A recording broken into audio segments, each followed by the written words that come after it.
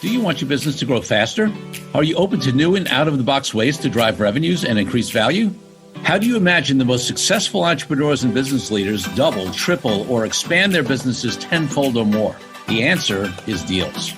This is a weekly podcast featuring conversations with business owners, executives, and leaders as we reveal behind-the-scenes details that give you, our listeners, the confidence to pursue your own deal-driven growth. On the show, we discuss a huge variety of deals, everything from large, complex mergers and acquisitions to smaller deals that you can do even without significant capital. My name is Corey Kupfer, and I've been supporting deal-driven growth for businesses for 35 years as a successful entrepreneur, professional negotiator, and attorney. My goal is to help you strategize, plan for, find, and complete deals that will help your company grow faster. Welcome to the Deal Quest podcast. Let's get started. Hey, folks, this is another solocast of Deal Quest. It's interesting. I was inspired to do this one. I just actually finished recording. And now by the time this comes out, it'll be a couple of months ago that I recorded this. But I just finished recording a podcast interview with my nephew, actually, my wife's nephew, my nephew by marriage. And it's his first podcast episode. And he asked me to be his first guest, which was really, really sweet. The reason I raised that on a Deals podcast is, I was thinking about this conversation of doing something for the first time or doing something that you say you're going to do. And how many times people talk about they're going to do something. It could be deals, right? I've heard that many, many times. I want to do a deal to grow my business. I'm going to do a deal, and they don't do it. And it's similar, right? I know, listen, I'm an author. I'm a podcast host. I can't tell you how many people tell me that they're going to start a podcast and then they don't, or, they start and they don't follow through. Well, my nephew's been telling me for a little while that he wants to do a podcast. He wants me to be his first guest. And guess what? He did the research and he took the time and he took the steps and he's got a company. I'm going to give him a little shout out, right? Harlow Allen, consultant. He did this first podcast episode and I'm proud of him. And, the interesting thing for me is looking at what has some people actually do something, whether it's a podcast, a book, or a deal, and some don't, I think I've shared this at least once before, but I remember, one of the things that where this sort of topic got, I really started thinking about it was when I published my book. I was fortunate enough to get my authentic negotiating book, many endorsements from some amazing people. And one of them was a friend of mine, a client of mine, a best-selling author, well-known guy named David Bach, who wrote The Automatic Millionaire and Smart Women Finish Rich, and most recently Latte Factor, and many other best-selling books. Very successful guy, great guy. And I had been fortunate enough to ask David to give me some time when I was deciding whether to write a book and trying to figure out the whole book thing and, publishing and all that kind of stuff. And, we had dinner and also had a couple of calls and, Dave was kind enough to give me time and give me his input and also did the same for my wife, who also, did actually a major publishing deal. And it was, it was very, very kind of him, sweet of him. And he also gave me a blurb, an endorsement for the book. So when I, published the book, I sent him a copy, with a little note in it, telling him how much I appreciated it. And figured, obviously that's the thing to do. I figured he'd, ping me and say thanks. And that would be it, And he sent me a video, which, when he got the book, and basically he said he needed to send me the video because he was so, sort of proud and excited that I did the book. And then what he said to me that's relevant to this, it was really impactful on me because I hadn't really thought about it. He said, Corey, you can't even imagine how many people tell me they're going to write a book, right? And you can imagine, listen, this guy's right, multiple bestsellers, right? Known as, he does many other things, consults and licensing and owns pieces of RA firm, but a lot of people know him as a super successful author, which is certainly one of the things he is. So you can only imagine how many people come up to him and say, oh, I'm going to write a book, right? And what he expressed to me is that the percentage of people who actually write a book compared to the number of people who've told them that they are going to write a book is like minuscule, right? So, he really said to me, not only, hey, I'm proud of you, man, but you should be proud of yourself, because most people who say that they're going to write a book, they don't, right? They don't do it. And for me, it was a little weird because I don't know why this is about me, but it's just sort of in my nature to either do something or not do something, right? I am not going to say I'm going to write a book and then not write a book, right? I'd rather not do something. I'm either going to do it really well or I'm not going to do it at all, right? I remember when I was younger, this just popped into my mind. I hadn't thought about it in a long time, and it's unrelated to business, but it's sort of the way I am. When I was, I guess, a teenager, probably, maybe it was in my 20s. I used to belong to a ski club up in what us city folks call upstate New York, what upstate New Yorkers call downstate, but up in the Catskill Mountains.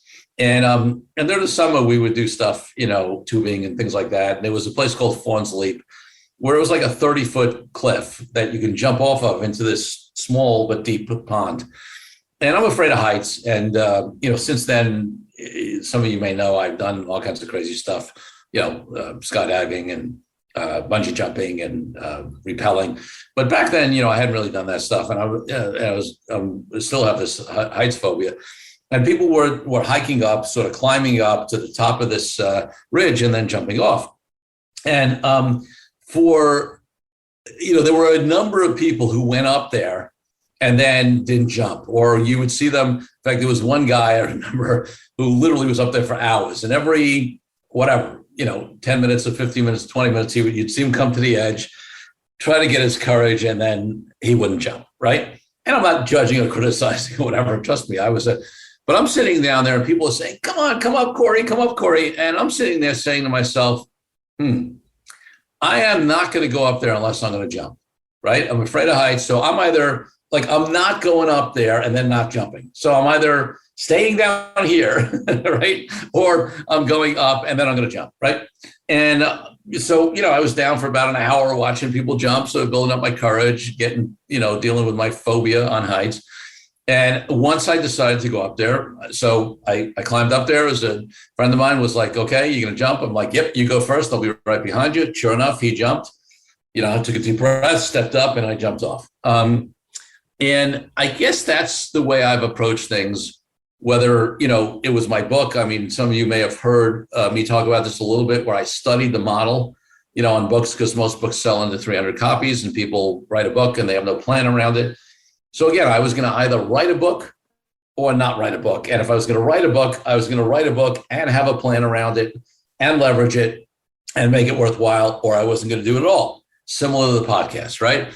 It strikes me, and the reason why this interview with my nephew on his first podcast, where he has done what he said he's going to do, and I'm confident he's going to continue to do that, because he's a disciplined and committed guy. He's 18 years into 20 years of his military service. He's a guy that is a focused, young man. He's committed. He's building this business on the side that he's going to fully, be full-time once he retires from the military. I find the same exact thing when it comes to things in the entrepreneurial world, including deals. Let's take a break from the show for a minute so I can invite you to a new way to determine your deal readiness. I created a fast and easy assessment that will determine exactly how deal ready you are. Once you complete the assessment, I use your responses to identify the obstacles that are holding you back from being a deal-driven growth genius. It's as easy as heading to CoreyKupfer.com/assessment. That's CoreyKupfer.com/assessment and filling out a few multiple choice questions. I'll be checking in after the episode to see what your results are. Now back to the show. So, the purpose of this podcast is to expose people, understand that there's this way that you can grow that's not just organic growth, right? Although that's important, sales and marketing, getting clients and customers, but you can grow through all types of deals, right? You've heard me say it over and over again, the variety of deals, doesn't matter what industry you're in, size of company, et cetera. But I also am fascinated, and you see me ask guests about this, right? And I talk about the mindset shift, about what makes certain people deal makers and other people's not. And this sort of starting conversation, right? This who's willing to jump in conversation, whether it relates to starting a podcast, writing a book, and really having it be successful in marketing it, or doing a deal. There's something about some folks where they learn something new, they get access to it, and they say, I'm going to act, right? And then there are other folks where it's just blocked. And, they say, hey, well, I want to grow through deal-driven growth. I want to do some sort of deal. And then they don't do it, right? They don't either they take no action. I mean, listen, if you speak to any of the personal growth, business growth seminar folks, they will tell you in general, I've heard this over and over again from some of the most successful people, that maybe 3% of the people, maybe 5%, but usually they'll say maybe, let's call it 3 to 5% of the people will take any action, any material action coming out of a workshop or a seminar where they might have spent days there, right? Learning all kinds of stuff.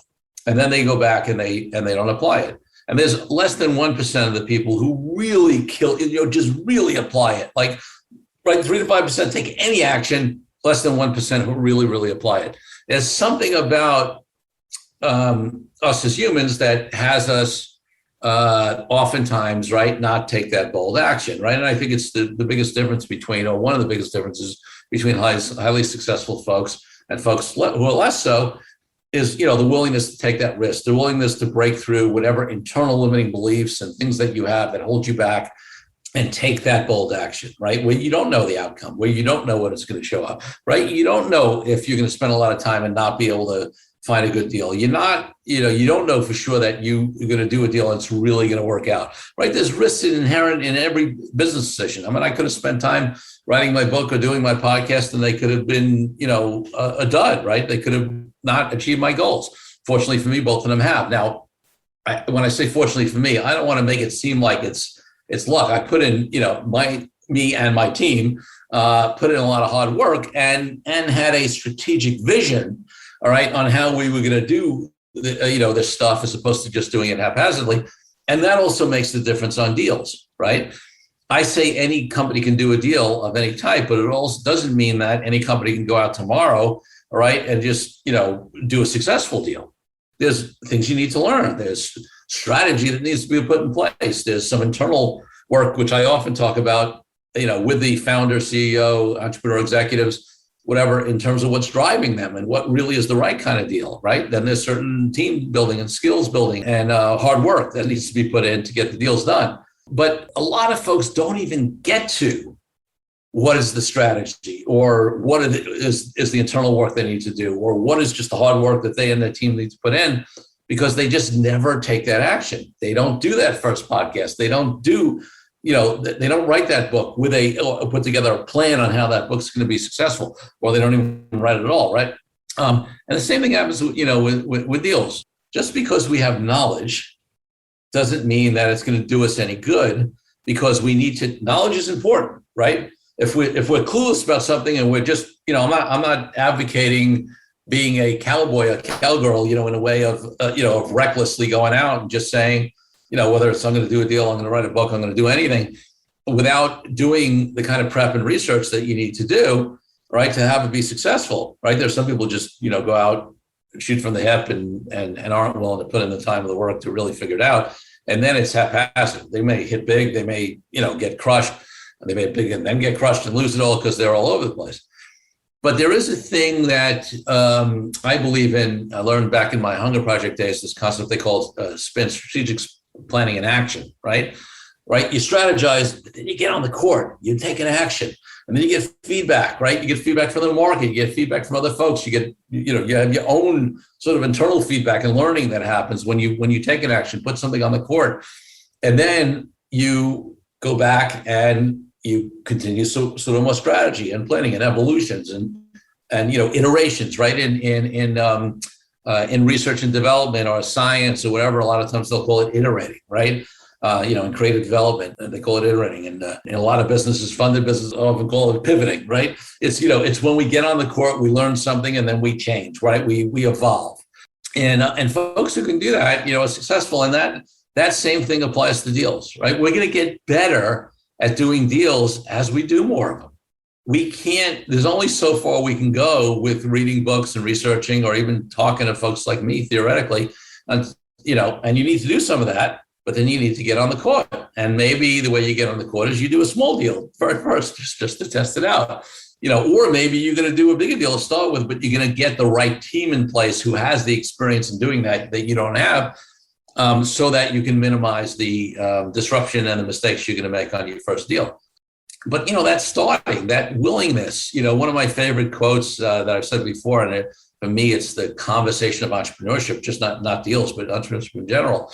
For a lot of folks is, the ability to jump off the cliff and make your wings on the way down, right? You're never going to be able to see everything that's going to occur, whether it's in starting your business, whether it's in doing a deal.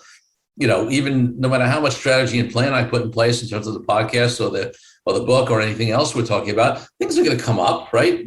Unexpected things, maybe things you thought would work aren't going to work. And then things that you hadn't even thought of are going to show themselves, reveal themselves as you get further down the path. So you're going to roll with that, but it's this combination of doing some planning and then getting on the court, taking some action, doing that first podcast episode, doing that first deal, or at least starting to look into, right, and evaluate deals. I was just thinking why I'm so passionate about this. And I think it's because, first of all, I'm just committed to supporting people's success. I always see potential. I think we all have potential in various ways, whether that's a person that's maybe a little hesitant to start a new business or, even some of the most successful folks, if they have not done deals before and they've grown, through how they know how to, we all do that, right? We know how to do a certain thing.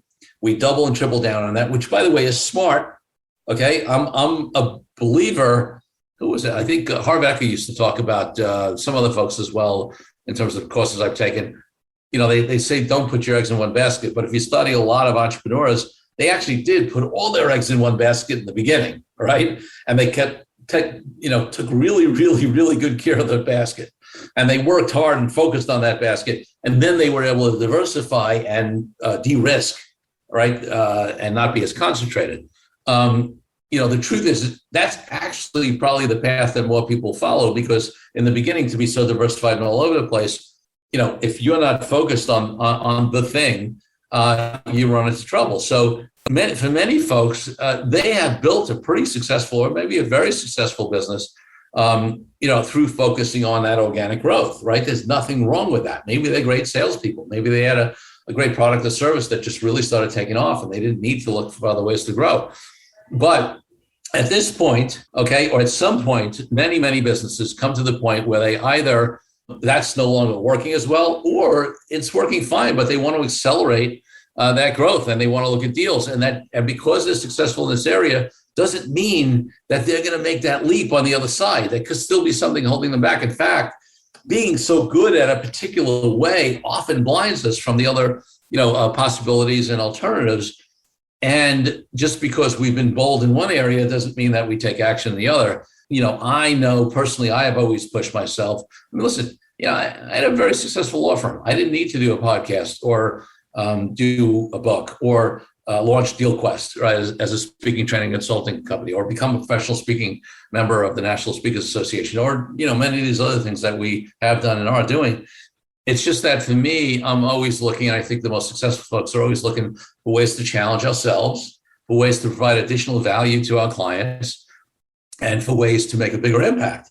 And, deals is just one of those. And I'm hopeful that just this sort of inquiry and discussion on what has some people jump in and start stuff and try stuff and then iterate versus, folks who get held back, may have sparked something in you and provide some value and maybe will cause you to look at doing that deal or writing that book or starting that podcast or whatever it is for you, okay, that you are called to do, that maybe you should do. And I don't mean should like in any judgment kind of way, but it's just you're getting pulled towards it. And there's some sort of calling, there's a vision, you see it, you have thought about it, but haven't acted on it yet.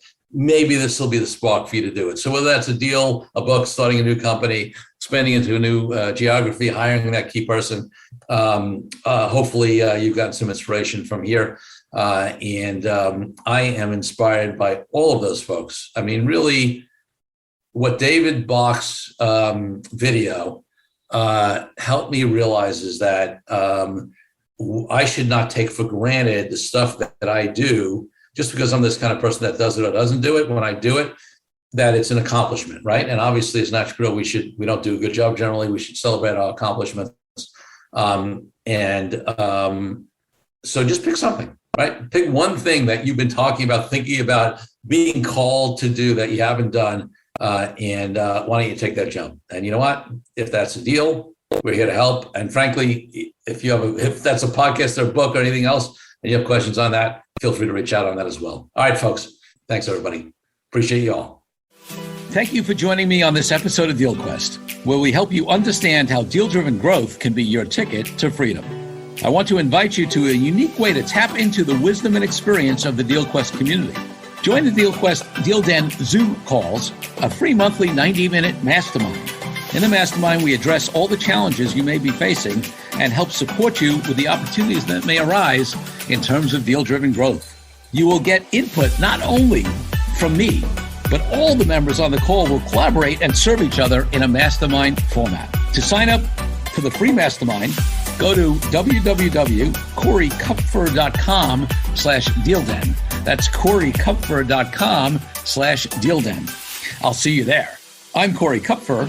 Until next week, wishing you the freedom and financial prosperity that I know your Deal Quest will bring.